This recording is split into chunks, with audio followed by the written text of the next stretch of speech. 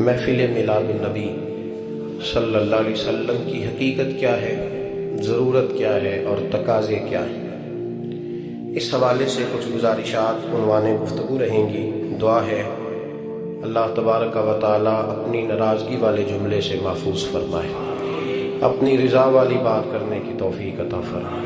عزیز بھائیوں، قرآن مجید فرقان حمید نے ارشاد فرمایا، قل بفضل اللہ، اے محبوب آپ فرما دیں جب اللہ کا فضل ملے، وبرحمتہ اور اس کی رحمت ملے، فبذالک فلیفرحوا، تو انہیں چاہیے کہ خوشی کا اظہار کریں۔ سورہ یونس کی آیت نمبر 58 ہے۔ جب اللہ کا فضل اور اس کی رحمت ملے تو خوشی کا اظہار کرو، خوشی کا۔ اسلام مسرتوں کا دین ہے، خوشیوں کا دین ہے۔ نبی پاک سید عالم صلی اللہ تعالی علیہ وسلم کی مسکراہٹ کے اندر وہ حسن تھا کہ کائنات ساری حضور کی مسکراہٹ کی وجہ سے ہی مسکرا رہی ہے۔ حضرت جریر ابن عبداللہ رضی اللہ تعالیٰ عنہ حضور کے صحابی ہیں، وہ فرماتے ہیں کہ جب حضور مدینہ طیبہ تشریف لائے تو میں ملاقات کے لیے حاضر ہوا۔ پہلے دن میں حضور سے ملا تو نبی پاک مسکرا رہے تھے۔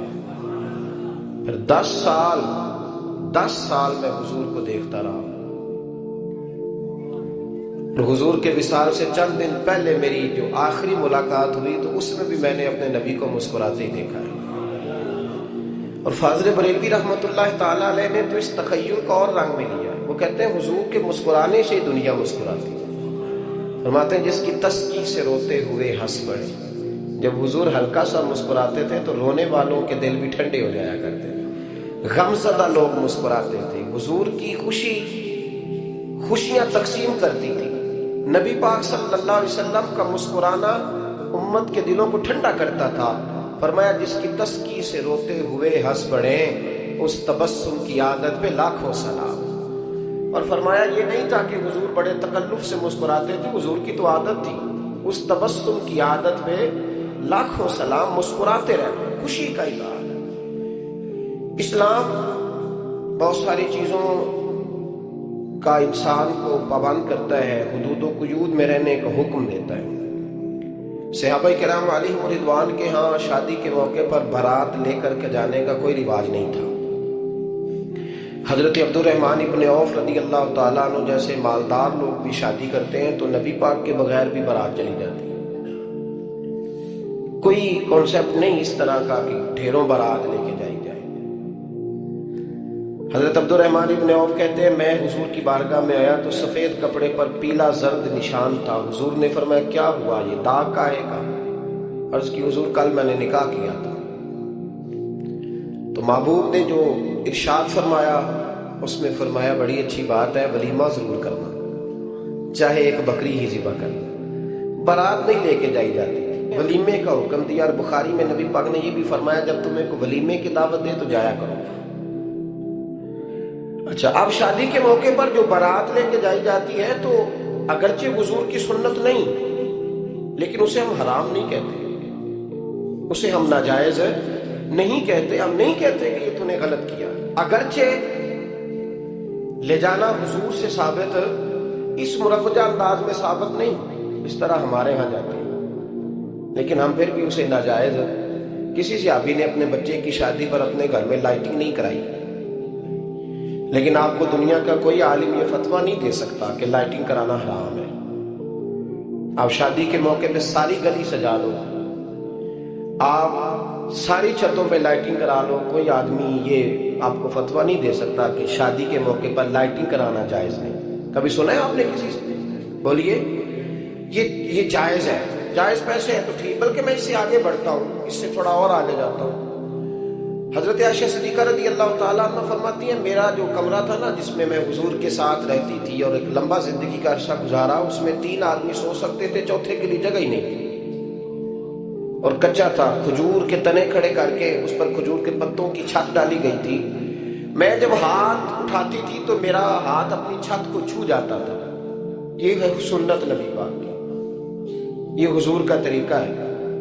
بتائیے پکے گھر میں، لینٹر والے گھر میں رہنا جائز کہ ناجائز؟ کیوں جی؟ حضور تو کچے مکان میں رہتے تھے۔ آپ نے کیسے پکا بنا لیا؟ اللہ کی محبوب علی دین کو اس کی اصل بات میں سمجھیں. آپ ایسا نہ کریں جس میں انتشار اور امت تقسیم ہو. اس کا اصل مزاج دیکھیں. مہندی کے موقع پہ اگر کوئی آدمی 6 دیگیں دال چاول کی پکاتا ہے تو منع نہیں، جائز پیسوں سے پکائے. انہیں لائٹنگ لگوائی، کوئی منع نہیں. سارے محلے کو کھانا کھلایا، کوئی منع نہیں. بلکہ نبی پاک نے فرمایا بہترین مسلمان ہی وہ ہے جو سلام پہلے لے اور روٹی زیادہ کھلائے، تو بہترین مسلمان ہے. ناجائز کیا ہے؟ ناجائز ہے شادی کے موقع پر بینڈ باجا بجانا، اس میں رقص کرنا، اس میں بھنگڑے ڈالنا، عورتوں مردوں کا اختلاط ہونا، عورتوں کی مووی بنانا، یہ چیزیں ناجائز. تو جو ناجائز ہے اس پہ پابندی لگائی جائے گی. جو جائز ہے اس کے بارے میں یہ کہا جائے گا کہ بھائی احتیاط کی جائے، سنت کی طرف دیکھا جائے تو بہتر یہی ہے. لیکن اگر کوئی کسی آدمی کے پاس جائز پیسے ہوں، وہ 100 کنال کے گھر میں رہے، اگرچہ سنت یہ نہیں، اور یہ تو کوئی فتویٰ نہیں نہ دے سکتا کہ حرام ہے تیرا 100 کنال کے گھر میں رہنا، کہ ہے فتویٰ کہیں آپ نے سنا. تو ہمارے ہاں تکلیف کا معاملہ یہ ہے. دیکھیں میرے بھائی، کسی بھی صحافی نے بڑے درد کے ساتھ بات کر رہا ہوں، اور یہ میرا درد ہے، میں درد سے اپنے دل کو، اپنے ایمان کو حاضر ناظر کہہ کے بات کر رہا ہوں. امت بٹ جاتی ہے ہر موقع پہ یار، ہر جگہ ہی تقسیم ہو رہی ہے امت مسلمہ. ہر روز کچھ نہ کچھ فتوے ایسے مل جاتے ہیں جس میں دراڑیں پڑتی ہیں. کسی صحافی نے کسی مسجد کے اندر اشتہار چھپوا کے اعلان کرا کے درس قرآن کرایا ہے کبھی؟ سیرت النبی کا جلسہ، ختم بخاری، مدرسے کا دستار فضیلت کا جلسہ، آپ نے اشتہار پڑھے ہیں نا؟ یہ سارے مکاتب فکر ہوتے ہیں کہ نہیں ہوتے؟ کسی صحافی نے اس طرح، وہ تو روز درس قرآن دیتے تھے، لیکن اس طرح اشتہار چھپوا کے، پوسٹر لگا کے، اور مصر سے کسی صحافی کو اسپیشل بلوا کے یا یمن سے بلوا کے مسجد کے اندر کبھی درس قرآن کے اجتماعات کرائے، سیرت النبی کے جلسے، ختم بخاری کے. او بھائی یہ ساری چیزیں حضور کے صحابہ کی سنت سے مروجہ انداز میں ثابت نہیں.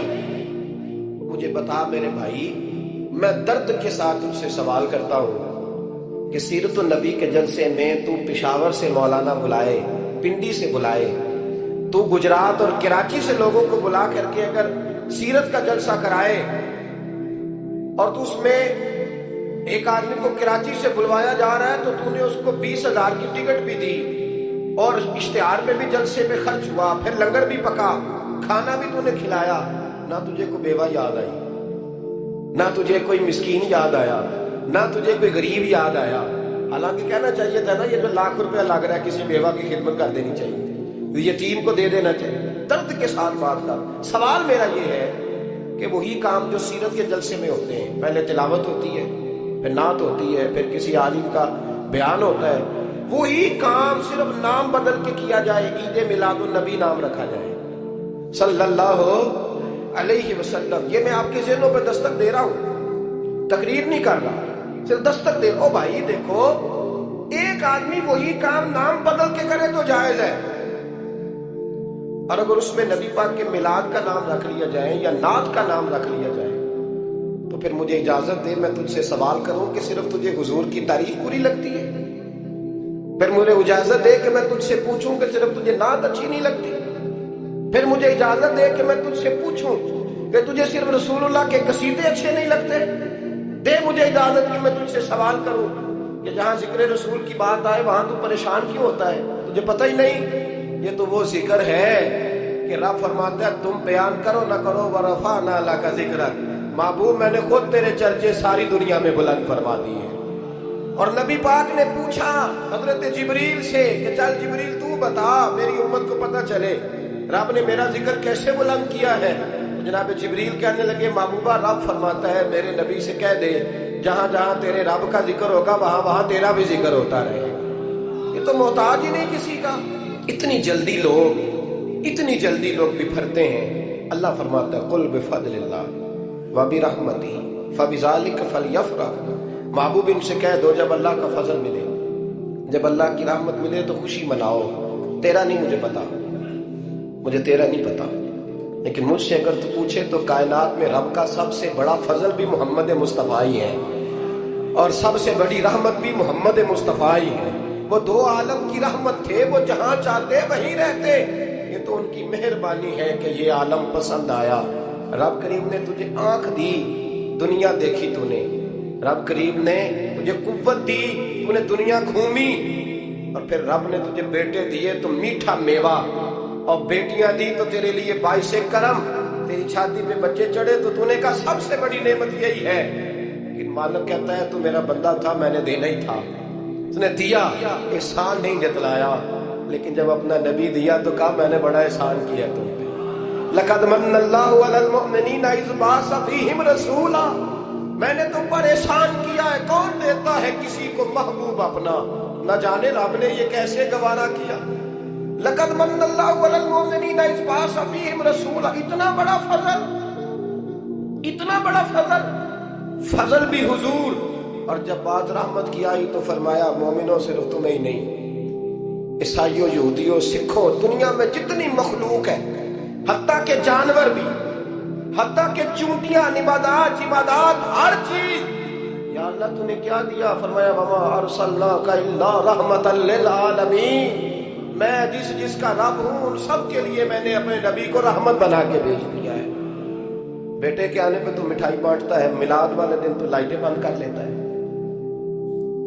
بیٹے کے آنے پر تو حلوائی بٹھاتا ہے، اور نبی پاک کے نام کی لائٹیں لگی ہوں تو پریشان ہوتا ہے. ہم سے کبھی پوچھ، تجھے بتائیں بس نہیں چلتا، ورنہ تاڑے توڑ کے چھتوں پہ لگا دیں. بس نہیں چلتا، فرشتوں کو بھی کہیں آؤ ہمارے ساتھ شامل ہو جاؤ، آمد مصطفیٰ مرحبا مرحبا کا نعرہ لگانا ہے. ہمارا بس نہیں چلتا، ورنہ دنیا کی ساری نعمتیں بچھا دیں اور لوگوں کو بتلائیں کہ اصل تو خوشی منانے کا دن ہی آج ہے جب اللہ نے ہمیں اپنا پیارا رسول عطا فرمایا ہے. اور ہمارے امام تو کہتا ہے میلاد نہ کر، ہمارے امام نے تو کہا حشر تک ڈالیں گے ہم. حشر تک، یہ 2-4 دن کا تو پروگرام ہی نہیں ہمارا. حشر تک ڈالیں گے ہم پیدائش مولا کی دھوم، اور مثل فارس نجد کے کلے گراتے جائیں گے. خاک ہو جائیں عدو جل کر مگر ہم تو رضا، دم میں جب تک دم ہے ذکر ان کا سناتے جائیں. ہمارا تو 1-2 دن کا پروگرام ہی نہیں. اور پھر سنو کتنی بڑی نعمت ہے. حضرت عباس سے کسی نے کہا تھا اللہ کی سب سے بڑی نعمت تو بخاری اٹھانا. فرمانے لگے محمد النعمت اللہ. بخاری ہے بخاری. فرمایا محمد اللہ کی سب سے بڑی نعمت.